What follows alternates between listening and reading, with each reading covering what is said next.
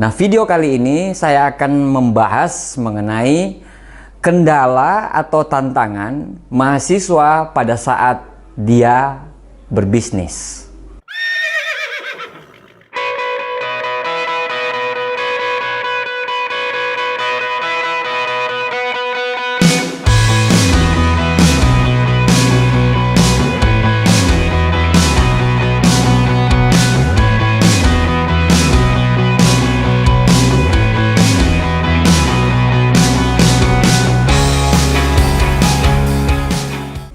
Ya, kalau mau dibilang beban tanggung jawab antara teman-teman yang cuman kuliah dengan teman-teman yang harus kuliah dan berbisnis, itu ya beda gitu ya.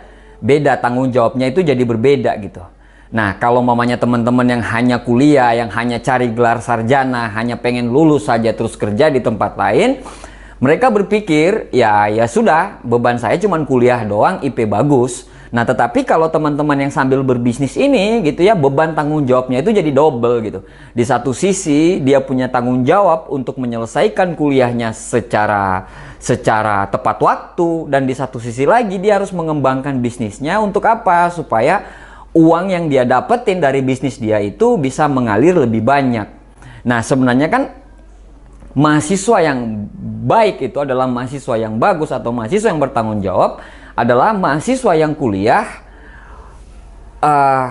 nilainya bagus dan juga bisnisnya pun lancar. Tantangan pertama bagi teman-teman yang mau berbisnis sambil kuliah adalah gengsi dan harga diri. Nah, ini satu faktor yang luar biasa. Ya, kita akan dihadapkan dengan sentimen-sentimen negatif ya. Dan juga kalau saya bilang sih sebenarnya yang paling berpengaruh itu bukan omongan atau komentar teman-teman, tapi yang berpengaruh adalah persepsi kepala kita terhadap komentar tersebut. Ya, misalnya begini, aduh, apa ya yang mereka pikirin ya kalau saya jualan seperti ini? Apa ya yang mereka pikirin kalau saya bisnis seperti ini? Apa ya yang mereka pikirin kalau saya nawarin mereka hal seperti ini? Anda bayangin ya, teman-teman Anda di Instagram posting yang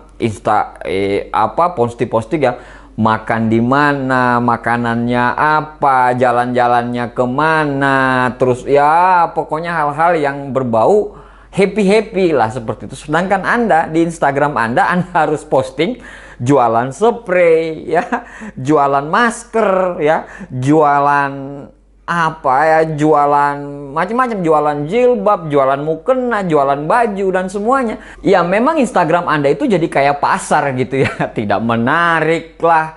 Yang ada hanya postingan jualan lah, yang ada hanya inilah, dan Anda hanya postingan ini, tanya harga lah. Pokoknya tidak menarik, tidak semenarik orang-orang yang postingannya makanan, postingannya di tempat mana, jalan-jalan kemana. Nah, itu tidak menarik memang. Nah, tetapi Bapak Ibu sekalian, memang itu yang harus dilalui gitu ya. Itu yang harus dilalui. Kalau Anda mau total, ya Anda nggak boleh sembunyi-sembunyi. Nah, kalau Anda sembunyi-sembunyi, Anda jualan, Anda sembunyi-sembunyi, ya siapa yang mau beli gitu. Jadi Anda harus terbuka gitu loh dengan segala macam jualan Anda gitu ya. Kalau mau berbisnis ya harus narsis. Cuma narsisnya berbeda dengan orang-orang narsis yang lain. Narsis kita itu narsis jualan. Nah, seperti itu. Jadi memang banyak orang yang tidak tahan dengan hal-hal seperti itu. Dikatakan, kamu tuh jualan terus. Kamu tuh begini, kamu tuh begitu. Selain gengsi pun Anda akan mendapatkan sentimen-sentimen negatif dari orang-orang sekitar, dari teman-teman sekitar, apalagi dari orang tua. Orang tua apalagi tahu Anda jualan seperti itu.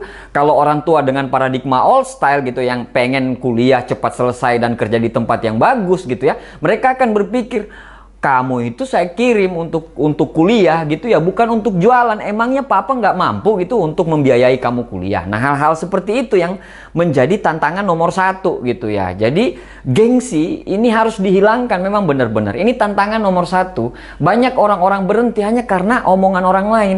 Banyak orang-orang berhenti berbisnis, banyak orang-orang berhenti untuk meraih impiannya, itu hanya karena mendengarkan omongan orang lain. Nah, seperti itu. Nah, jadi kalau Anda mau berbisnis, kalau Anda mau sukses dalam berbisnis di mahasiswa, berhentilah untuk mendengarkan omongan orang lain, keep going, dan terus lakukan. Terus lakukan. Yang namanya berbisnis memang harus seperti itu. Tantangan berikutnya yang Anda akan hadapi adalah kurangnya pengalaman dan pengetahuan tentang bisnis. Iya, karena Anda mahasiswa, Anda belum pernah berbisnis sebelumnya, tiba-tiba Anda harus berbisnis.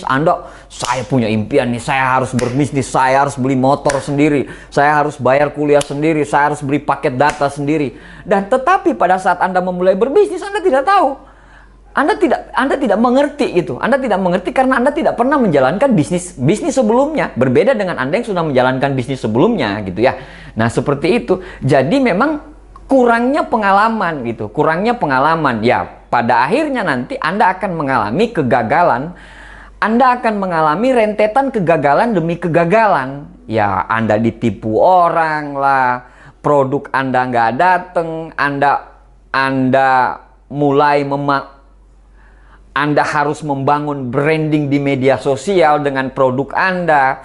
Anda harus ya karena kurangnya pengalaman ya pasti banyak kegagalan kena tipu dan macam-macamnya gitu ya. Tetapi Bapak Ibu sekalian, yang namanya kegagalan itu adalah teman gitu ya. Jadi kalau Anda kurang pengalaman sekarang, insya Allah pada saat Anda belajar terus, insya Allah pada saat Anda matang ya 1, 2, 3 tahun, Anda akan menjadi expert. Kenapa? Karena Anda sudah melalui kegagalan tersebut. Pada saat Anda coba lagi, Anda gagal lagi, Anda coba lagi, Anda gagal lagi, Anda coba lagi, Anda gagal lagi, Anda coba lagi, akhirnya Anda sukses. Nah, seperti itu rentetannya. Jadi don't worry, yang namanya kegagalan lalui saja, hadapi dengan senyuman.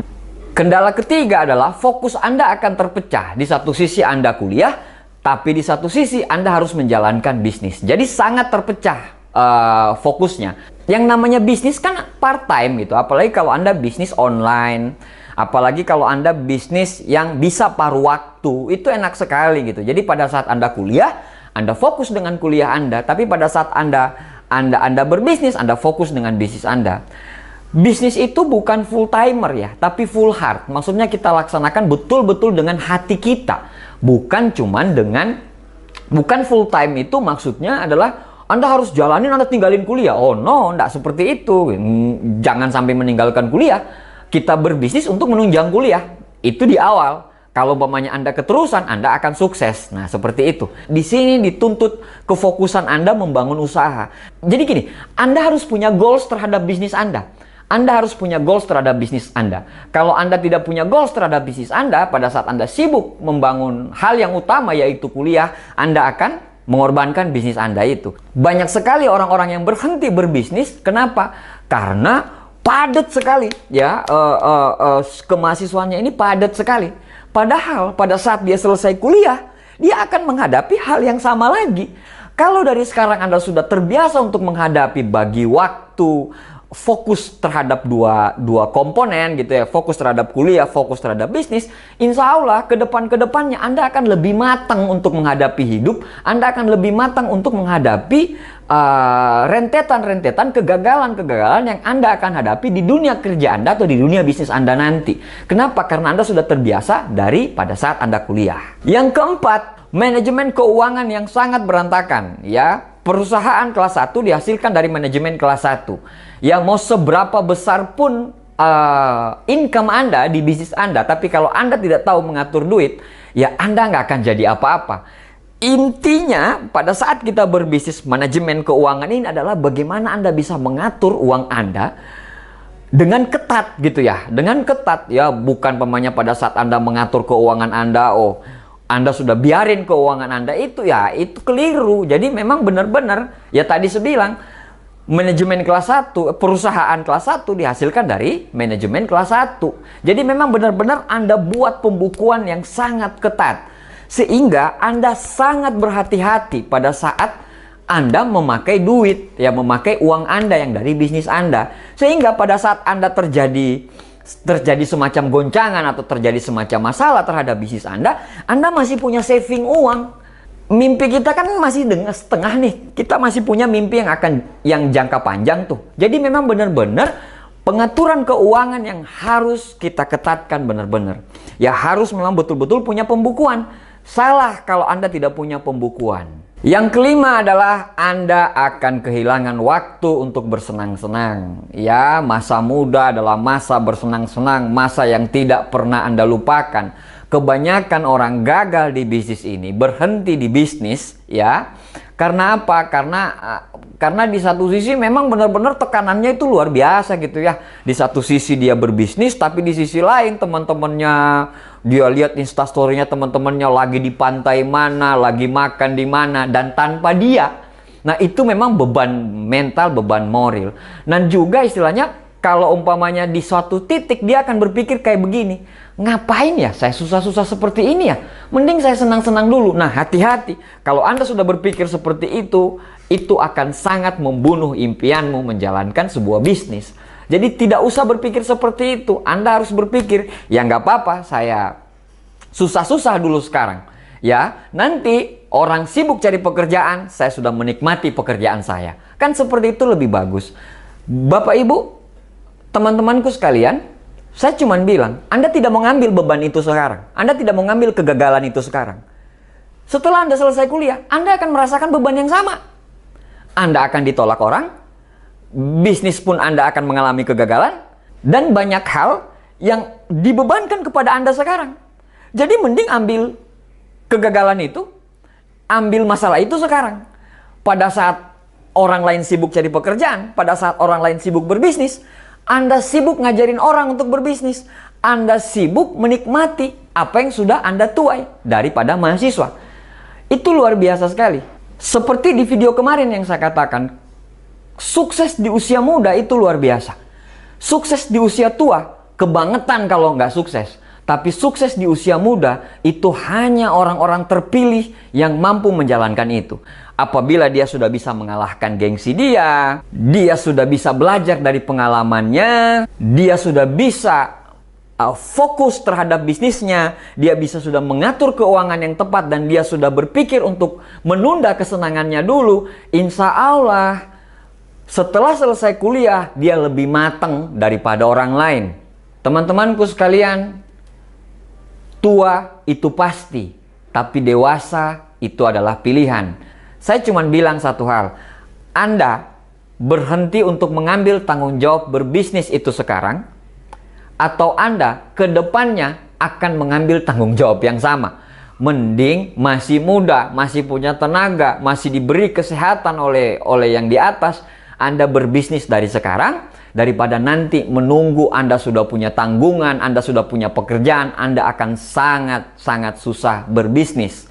Lalui 5 kendala tersebut. Memang semua butuh proses, tidak semudah apa yang saya katakan.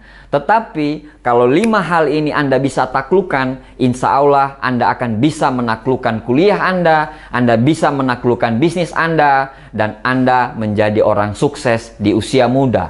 Terima kasih. Assalamualaikum warahmatullahi wabarakatuh. Sukses buat kita semuanya.